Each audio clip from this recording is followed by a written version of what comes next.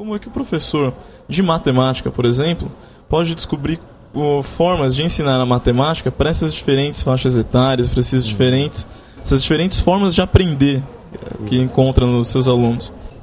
Não só no conhecimento cuja função ele tem de ensinar, mas ele precisa saber como o aluno aprende. Então ele precisa ter uma iniciação nisso. Não ser um especialista, mas ter claramente várias informações e, digamos assim, um exercício nos procedimentos de como organizar a matéria que ele ensina para que a criança possa assimilar ativamente. Então, no fundo dessa teoria está a atividade do sujeito. Nós aprendemos pelo que fazemos, não por ouvir falar. Ouvir falar pode produzir alguma coisa muito iniciante, muito precária, mas nós aprendemos mesmo quando enfrentamos problema, quando fazemos as coisas. Então o nosso fazer, por exemplo, o nosso fazer é amplo, ele tem muitas dimensões. Tem o fazer físico, por exemplo, montar uma câmera dessas e acertar toda para ela filmar corretamente no foco, com a luminosidade certa, etc. É um fazer. Mas tem o fazer, por exemplo, de quem elabora uma pergunta. Então é um fazer linguístico, né? O fazer tem múltiplas dimensões e vale a mesma regra. Nós aprendemos fazendo. Você não aprendeu a fazer pergunta num trabalho de repórter, ouvindo o professor dizer como. Não, você aprendeu fazendo pergunta. A aula pode ajudar a fazer isso, mas ela não substitui esse fazer. Então o professor tem que aprender como é que se dá esse processo. E isso precisa de uma formação específica. Por isso, o professor de matemática tem que passar por essa formação, que na universidade é dada, em geral, pelas faculdades de educação. Será que o professor não teria que reconhecer esse conhecimento empírico dos alunos para daí transformá-lo no conhecimento científico? Eu diria assim, um dos postulados que as psicologias do século XX, as pedagogias renovadas do século XX nos deram, e especialmente a obra de Piaget nos abriu para isso. O Paulo Freire é claríssimo nesse ponto. Quer dizer, todo o processo de aprendizagem deve partir de lá onde o aluno está cognitivamente, e não de onde o professor está, de onde o aluno está. Então, quem tem que chegar até o aluno é o professor e saber onde é que esse aluno está sob o ponto de vista cognitivo. E é a partir daí que é ali que ele deve começar o seu processo de ensino. Então, nós aprendemos a partir da nossa experiência, nunca a partir da experiência do outro. Então, toda aprendizagem tem que começar de lá onde se parou. E não tem como ser diferente. Só que, quando as teorias não abordam essa coisa que parece tão óbvia, a gente acaba atropelando isso e por isso não se aprende. Pensando assim, professor de física, qual é o aluno que não presenciou um efeito da força gravitacional? Todo mundo. Então, custa ao professor perguntar o que faz cair desabar uma casa, o que faz cair uma ponte, o que faz cair um avião, o que faz cair o jogador chutou a bola para as alturas, por que a bola caiu depois daquele chute forte, né?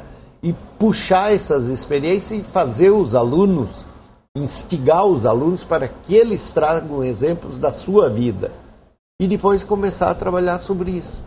E trabalhar não só mentalmente, não só cognitivamente, mas trabalhar com as mãos, ou seja, fazer mensurações, pegar um objeto, soltar um objeto em queda livre de uma altura que vai ser medida por eles e depois arranjar estratégias para medir o tempo de queda e coisa e tal, e daí partir para os cálculos. Quando se faz isso, a aula muda completamente e a aprendizagem dos alunos dispara. Eu diria assim, destrava. porque a escola está muito cheia de freios, de travas, que obstruem o processo de aprendizagem. E a ideia de uma pedagogia mais ativa é uma ideia extremamente simples, porque é assim: se você quer aprender, faça. Você quer aprender a nadar? Nade. Não espera não vá assistir uma aula sobre natação. Até pode assistir, tem algumas coisas que ajudam, mas de nada adianta assistir uma aula sobre natação se você não nada, né? Então a gente aprende pelo que faz e não simplesmente pelo que dizem a respeito de que outros fizeram. Então a escola tem muito isso de dizer o que a ciência respondeu para certas perguntas, só que para o aluno é assim: ele não sabe por que se inventou isso e nem sabe que pergunta que gerou tal conhecimento.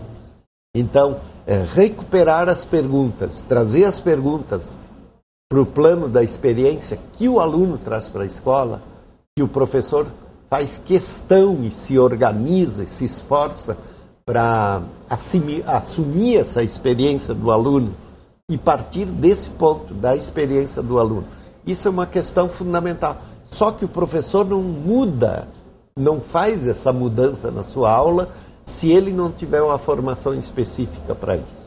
Uma teoria não avança sem a prática e uma prática não melhora sem a teoria. Então, assim como a teoria me manda para a prática apresenta problemas que eu tenho que devolver para a teoria. Então, aparece não um círculo, mas, como preferia Piaget, uma espiral ascendente, onde as espiras são cada vez maiores e mais elevadas. Deixou de ser um círculo, mas passa a ser uma espiral ascendente, né? Então, esse é justamente o resultado da dialetização entre teoria e prática. E se o professor faz isso, o que ele vai notar? Ele vai se surpreender, porque ele vai se dar conta de quanto ele aprende com os alunos. E não existe melhor professor daquele que continua aprendendo. Eu sou o professor Fernando Becker. As formações da graduação para cá eu fiz graduação em licenciatura em filosofia, numa faculdade dos jesuítas aqui em São Paulo. Depois eu fiz o mestrado em educação pela Universidade Federal do Rio Grande do Sul e depois ainda o doutorado em psicologia escolar na Universidade de São Paulo. Eu trabalho com pesquisa e ensino universitário na graduação e no mestrado e doutorado em educação e também num curso de doutorado chamado Informática na Educação. Eu faço pesquisa naquilo que eu chamo de concepções epistemológicas do professor ou também epistemologia do professor, para saber quais são as concepções epistemológicas do professor quando ele ensina. E, finalmente, as publicações que eu faço também são decorrentes desse trabalho de pesquisa, de ensino e também de extensão da universidade. Obrigado, eu também estou aqui na Saber